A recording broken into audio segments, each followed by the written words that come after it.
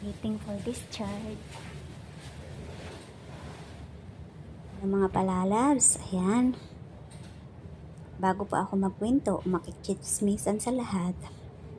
Ayan, huwag kalimutang mag-subscribe, comments, like, and share, and of course, click the notification bell so that every uploaded my videos, you have updated. Ayan po mga kaibigan, lalo na sa mga kababaihan, ito po ako ngayon sa loob ng hospital. Nag-relax, kumakain. Siyempre, nagpaguni-guni kung anong magagawa ko sa aking buhay.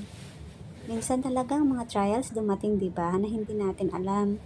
Katulad sa akin, siyempre, healthy naman ako, masayahin, patawa doon, patawa dito, and of course, pa-dance-dance dito, pa-dance-dance doon. Minsan, patakbo doon, patakbuhan din dito. Alam mo yung kakulitan ko at masayahin na sa pang-araw-araw napalitan ng sadness. Pero hindi naman sad kasi nga bawat isa sa atin may trials. Bawat isa sa atin may nilalaan na sakit. O hindi pa man natin alam yun. Kasi God is always have a written book with us. Si Lord lang kasi mayroong alam sa ating buhay. At kahit sino man, walang nakakaalam sa ating buhay kung anong future darating sa atin, diba? Ito ako ngayon. Ayan, ang makulit, masayahin, palatawa, ay nandito sa loob ng hospital. Biglaan, alam nyo ba kung anong nangyari sa akin? Sa mga interesado yan, ayan, makikinig kayo ha, lalo sa mga kabayan. Ayan po, ang nangyari po sa akin ay sumakit yung aking tiyan. Laging sumasakit ng 5 days. Kasi naranasan ko na isang araw kasi yung parang namamanid yung aking paa. Sabi ko, anong pangyayari sa akin? Sunod lagi akong nalalagnat. Ayan, medyo sumusuka. Sabi ko, baka may appendicitis ako. Sabi ko, bakit ganito namamahid yung paa ko? Ang sakit ng tiyaran ko. So, 5 days hindi siya nanahan. Siyempre, nag-alala ako sa sarili ko.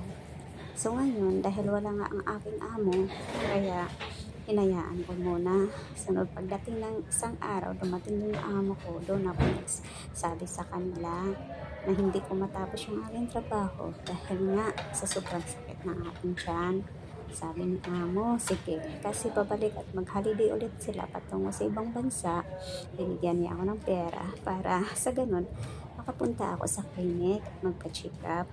Ngunit, nahumingi po ako ng mga advice kung saan ba talaga ang mas maganda magpa-check up. Mabuti na yung lahat ng katawan mo ay i-check para sa ganun, malalaman mo kung talagang saan yung galing ng sakit. O diba, may pa-ultrasound, may pa-x-ray, may pa ECG, mayroong pa blood test, lahat yun. Buong katawan talaga. Kaya ayan, napasubo akong pumunta sa emergency. Alam mo, walang tanong-tanong. Tinanong lang yung pangalan mo, yung mga importanteng details sa buhay mo. Ayan, pagkatapos, ayun, pumasok na kaagad sa check up, lahat. Ikaw ba naman, wala ka alam-alam kung anong pinagagawa nila sa'yo. Ayan, pinagpindot-pindot yung tiyan kung ano-ano. At doon ko nalaman, oops, hindi ko akalain ha. Sa mga umiidad na yan, alagaan natin yung ating sarili at laging magpapalinis. Tulad ng pap smear, ayan, kasi hindi na iwawasan, may dumadarating na mga kabuwanan natin na minsan nag-RT-RT pa, minsan dumating, minsan hindi. Kaya yun, minsan nagkakaroon ng problema yung ating ovarya. Kaya ayan, isang araw bigla akong tuklasan. Hindi naman masama ito dahil sa ating kabuwanan na hindi nakalabas ng ito.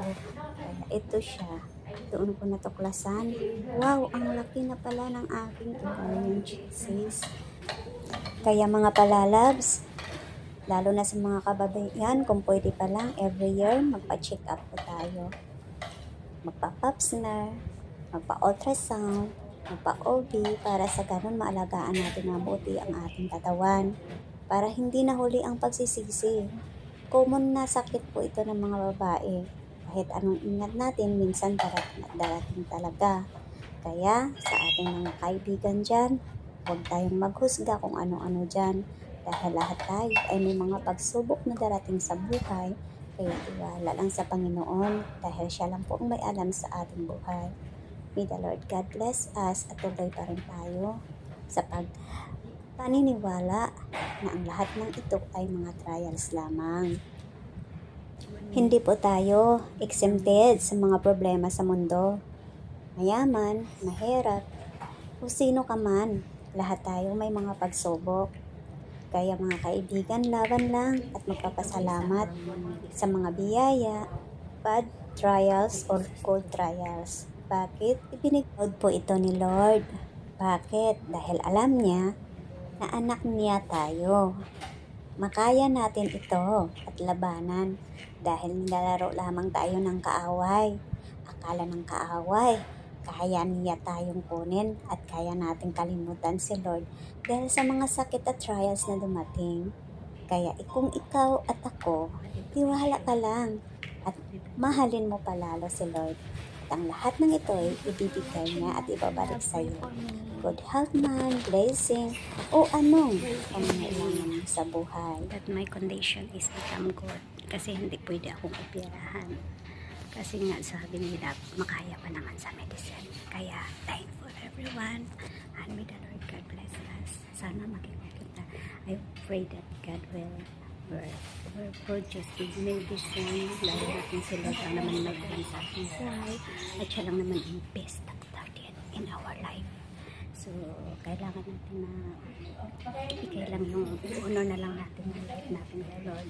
And He is the one to heal us. So, always remember, see your first the kingdom of God and His righteousness, and all these things shall be added unto you. And God bless everyone, and see you all in my next vlog. Don't forget to subscribe, share, comments, and notification bell so that every uploaded my videos you are uploaded. Ayan, o, diba, kompleto ako. May tablet ko dito na free. So, may mga tubig ako doon, may charger, at saka, of course, hindi mawawala yung ating patipi. So, okay naman lahat kasi napupuwapay naman yung lahat ng pangangailangan mo dito. Ang problema lang talaga yung papayaran. Na 40s pa lang is makakaabot na ng 300,000. Wow. Oh my goodness. Mamulapin ka. Kaya bye-bye mga lalab.